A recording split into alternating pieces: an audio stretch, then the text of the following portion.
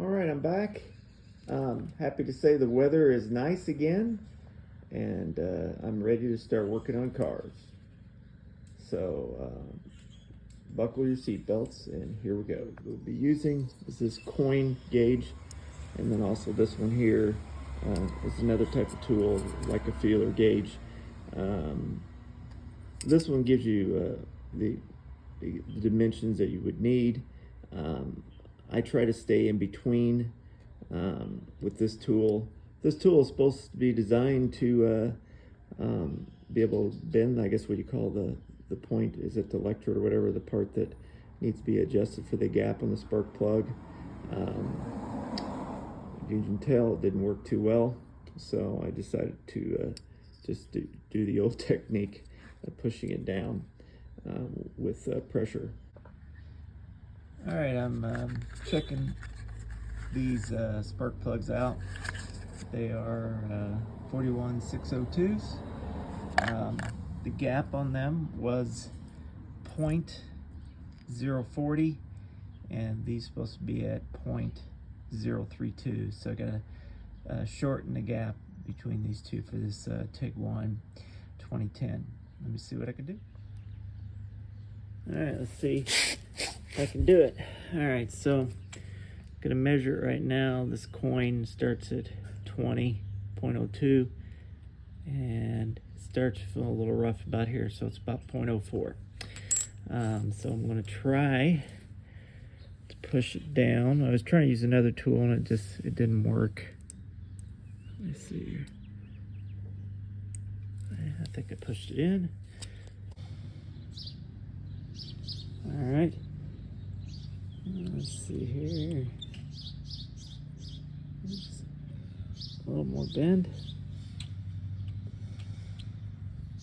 All right. I think that's pretty close to 0.32. So let's get back to 3.03.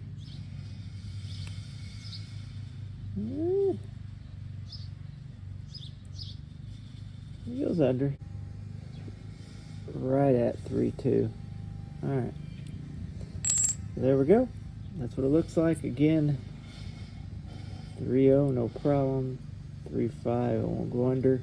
And like I said, I just showed on the gauge here, if you can see it. Right at,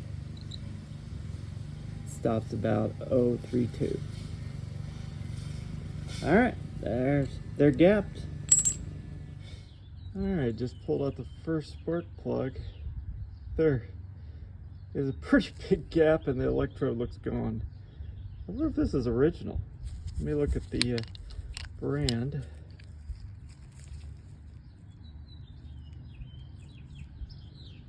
Iridium Power Denso. Don't think it's original, but it's been in there for more than 50. I'm 100% sure. There's not much left. This could be why my gas mileage has been crappy. Second one out. Not so good either. I'm replacing the coils as well. Here's the second coil coming out. Pretty crusty. Are they different versions too? I don't know. Why has one got that on it and the other one doesn't? Maybe it's burned off. I don't know. Anyways, replacing both. There's the coil I got. I'll put the box on it as well. I'll show you what brand it was. These were in pretty tight, and it didn't feel like they had any anti-seize on it, so I put a little bit of anti-seize on them, and you can tell the probe, there's quite a bit more meat on it. So my socket does have a magnetic piece in it, and it holds the spark plug in place while I'm dropping it down the hole. And I'm screwing this in by hand first until I feel it grab on as far as stopping. So right at that, still got some more to go. And I think we're in right now, and then I'll just make it about a quarter of a turn. That's all I'm gonna do.